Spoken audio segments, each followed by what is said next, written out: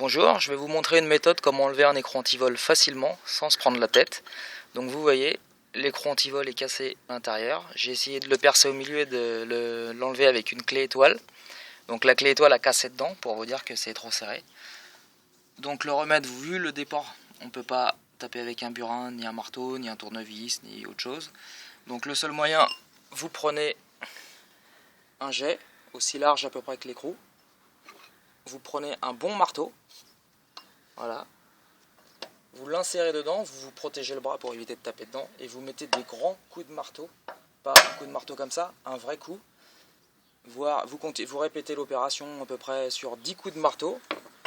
Ensuite, si vous avez votre clé anti-vol, qui a encore les ancrages de correct, vous pouvez l'insérer. Bon, moi comme elle est morte, je peux pas.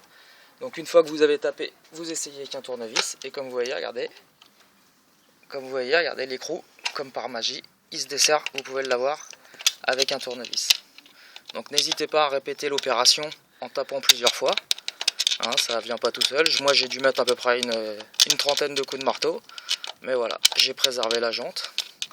La solution est là, ça évite de couper une jante pour pouvoir, ou de tout déposer intérieurement quand vous pouvez, c'est-à-dire la suspension, tout, et puis de percer. Voilà.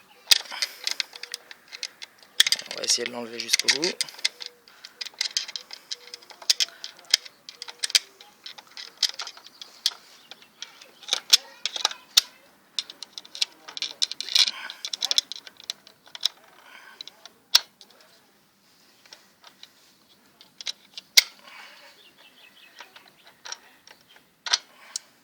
Donc le tout maintenant c'est de l'enlever, mais une fois que le desserrage est fait, le plus gros est fait, donc ça va aller.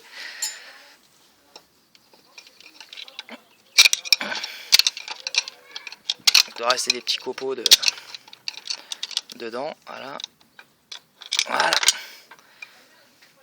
Voilà l'opération, vous voyez la tête de l'écrou, la clé pouvait plus avoir l'empreinte, tout est matraqué. Voilà. Ensuite il ne vous reste plus qu'à prendre un écrou neuf, de l'insérer et puis de la resserrer. Et voilà, le tour est joué, vous avez préservé votre jante et vous avez gagné à peu près 350 € au garage, alors qu'il fera exactement la même opération que ça et qui va vous facturer 2 heures de main d'œuvre. Voilà, bon courage pour ceux et témoignez-moi si vous y avez réussi.